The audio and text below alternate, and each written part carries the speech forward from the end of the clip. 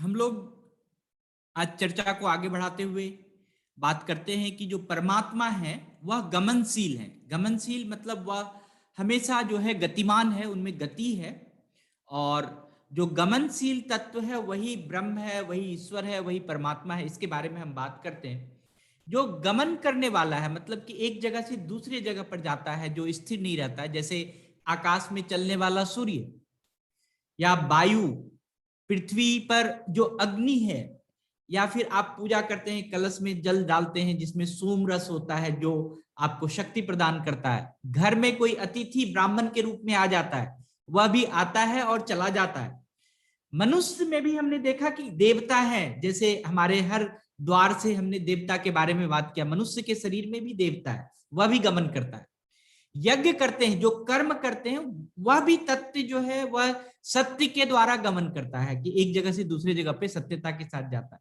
Even कि जल में जो भी है आप देखिएगा कि शंख है, सीप है, मोती है, वह भी एक जगह टिक कर नहीं बैठता है। पर्वत पर अगर पर्वत पर अगर पानी पड़े तो वह नदी में बह जाता है पानी।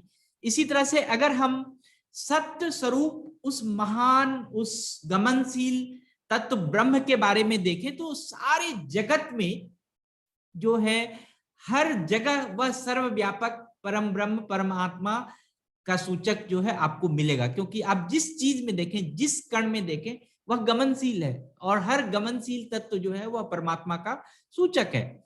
और हमने यह बात भी किया था कि जीवन का भी यही आधार है कि जैसे हमारे अग्नि देवता हमारे मुख में है, वायु जो है वो प्राण वायु के रूप में नासिका में है, हमारे नाक में है। सूर्य देवता हमारे नेत्रों में है। जो दिक्पाल देवता है अर्थात जो दिशाएं हैं वह हमारे कानों में है। जितनी औषधियां हैं या वनस्पति हैं वह हमारे त्वचा में है। चंद्रमा जो है वह मन के रूप में हमारे हृदय में है। और मृत्यु देवता जो बात किया था हमने कि गुदा मार्ग से शरीर में प्रवेश करके नाभि प्रदेश में है। तथा जल देवता भी हमारे बीरी के रूप में जन्नेन्द्रिय में निवास करते हैं। तो ये सारे जितने भी तत्व है वह गमनशील है, एक जगह से दूसरे जगह को जाता है। और ये जो गमनशील तत्व है इसी को हम ब्रह्म कहते हैं, इसी को हम परमात्मा कहते हैं। तो जब एक प्रकार से हम देखें कि ब्रह्मांड, परमात्मा जो है ब्रह्मांड में भी है और वह हमारे शरीर में भी निवास करते, सेम वही परमात्मा जो ब्रह्मांड में है, जो हमारे आसपास है, जो हमारे वातावरण में, और वही परमात्मा हमारे शरीर में निवास करते। जब एक ही ईश्वर है तो मनुष्य को कष्ट क्यों होता है? अगर एक ही व्यक्ति सबको देने वाला है, एक ही व्यक्ति सबका संचालक है, तो हम सभी को कष्ट नहीं होना चाहिए, हम सभी तो एक समान होने चाहिए। तो यमराज इसमें नचिकेता को समझाते हैं कि जितने भी समस्त जीव हैं वह कर्म के अनुसार परम पुरुष परमात्मा जो है उनकी भोग व्यवस्था करती है। जो जैसा कर्म करता है उसके हिसाब से परमात्मा उनको भोग, उनका खाने पीने का व्यवस्था, उनका सब चीज का व्यवस्था करता है।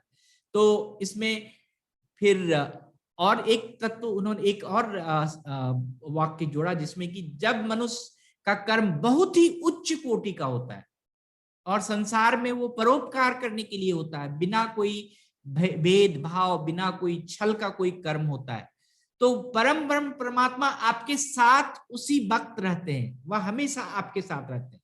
तो जितने भी आपको लगता है कि आप नेक काम कर रहे हैं उस समय परमात्मा आपके साथ हैं। और अगर आपने जब भी जिस क्षण परमात्मा को भूलकर कोई अनेक काम, कोई दूसरा जो भी छल कपट या अगर मन में भेदभाव वाले काम किए तो परमात्मा उस समय आपके शरीर से निकल जाते हैं। और इसमें एक तत्व और जो जोड़ा गया कि जब आप सोते हैं, जब आप शून्यता की ओर होते हैं, जब आपको कुछ नहीं पता होता कि क्या चीज चल रहा है, तो उस समय भी परमात्मा परम ब्रह्म पुनः आपके पास आ जाते हैं, आपके शरीर में आ जाते हैं। तो सबके सो जाने के उपरांत भी अगर हम देखें तो परमात्मा जो है वह जगे रहते हैं। तो इस तरह से अगर हम देखें तो परमात्मा क्या है? परमात्मा हमारे शरीर में है और आते और जाते भी रहते हैं। तो आखिर वह कहां से आते हैं, कहां से जाते हैं? तो यमराज कहते हैं, हे नचिकेता, इनके आने और जाने का आभास हम कर सकते हैं, और यह आभास हम प्राण और अपान के आश्रय के माध्यम से कर सकते हैं। और वो प्राण का मतलब होता है जो हम अंदर लेते हैं, जो हवा वायु, उसको प्राण कहते हैं, और जो हवा हम बाहर की ओर छोड़ते हैं उसको अपान कहते हैं। मतलब ये जो प्राण सांस लेने की प्रक्रिया है, इसके माध्यम से हम परमात्मा का आना और जाना भी हम महसूस कर सकते हैं। तो परमात्मा का उन्होंने रास्ता बताया कि हमारे शरीर में कौन सा द्वार है जिसके द्वारा परमात्मा आते और जाते हैं। तो यमराज उसमें बताया कि हमारे शरीर में एक ब्रह्मरंध्र है। ब्रह्मरंध्र मतलब कि हमारे शरीर के, हमारे सिर के ऊपर वह एक बहुत ही सूक्ष्म रास्ता है, सूक्ष्म द्वार है, जिसके रास्ते से परमात्मा आते हैं और जाते हैं।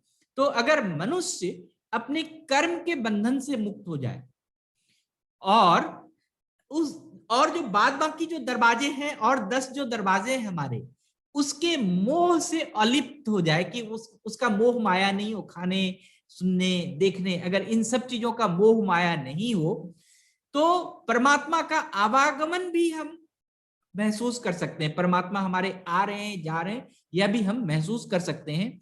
और हम अपने, जो कल हम लोगों ने चर्चा किया था कि हमारे 2 शरीर हैं, स्थूल शरीर और सूक्ष्म शरीर, तो हम उस समय भी महसूस कर सकते हैं कि हमारे 2 शरीर किस तरह से हमारे स्थूल शरीर हैं, किस तरह से हमारे सूक्ष्म शरीर हैं। तो परमात्मा के बारे में यमराज ने ये समझाया।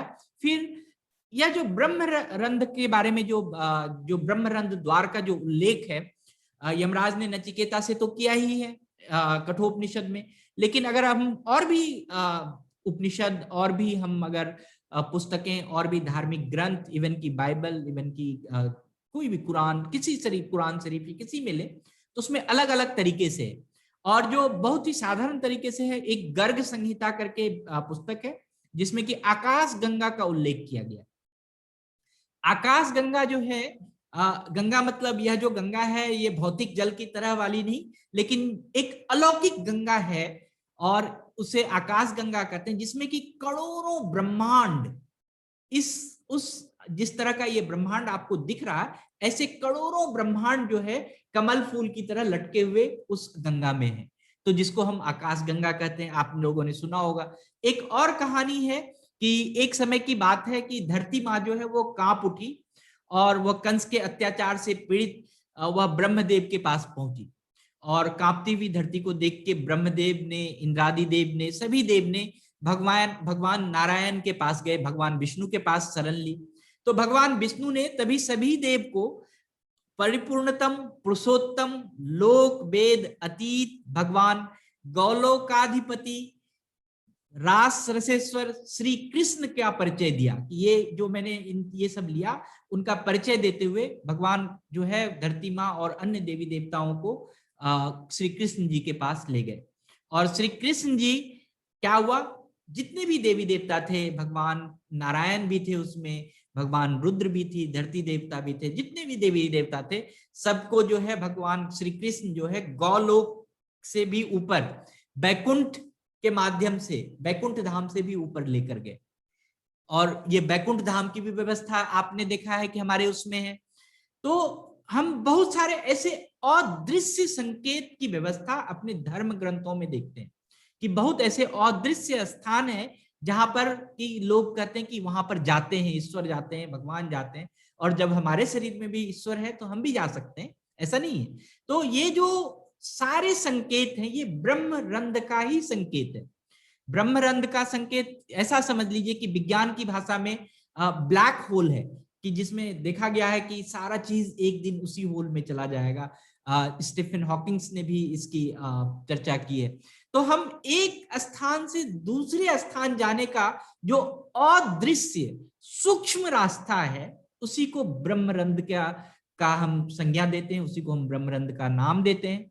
तो ब्रह्मरंध्र के जो द्वार हैं, मनुष्य के शरीर में इसका संबंध है, इसका मनुष्य के शरीर से भी संबंध है, इसका हमारे अध्यात्म से भी संबंध है, इसका हमारे हर जीवन में संबंध है। और अगर हम इस तत्व को समझ लें तो हमारा जो परमात्मा के प्राप्ति का जो मार्ग है वह बड़े ही अच्छे से समझ में आ सकता है। जो ब्रह्मरंध्र का द्वार है वो मनुष्य के शरीर में है। इसका परिचय हम आपको कल के सचेतन में वैज्ञानिक रूप से देंगे कि कैसे एक छोटे से बच्चे में भी हम ब्रह्मरंध्र देख सकते हैं कि उसका ब्रह्मरंध्र बहुत बड़ा खुला होता है। जैसे जैसे हम बड़े होते हैं तो वो अति सूक्ष्म हो जाता है। तो इसके बारे में हम लोग कल इसकी चर्चा करेंगे। तो ये जो ब्रह्मरंध्र है इसका बहुत ही महत्वपूर्ण है। इसका महत्वपूर्ण हम इस तरह से जोड़ सकते हैं कि इसी चीज का जो जुड़ाव है वो आकाश गंगा से है, इसी चीज का जुड़ाव जो है बैकुंठ मंडल के ऊपर है, इसी चीज का जुड़ाव जो है ब्लैक होल से है, और इसी चीज का जो जुड़ाव है वो परमात्मा का हमारे शरीर में आने और जाने का मार्ग है। तो हम इसको और आगे चर्चा करेंगे कि इस ब्रह्मरंध्र को और जानने की कोशिश करेंगे वैज्ञानिक तरीके से कि यह शरीर में कैसे हमारे ब्रह्मरंध्र का आवागमन जो है उसके थ्रू होता है। तो आज के लिए बस इतना ही। धन्यवाद।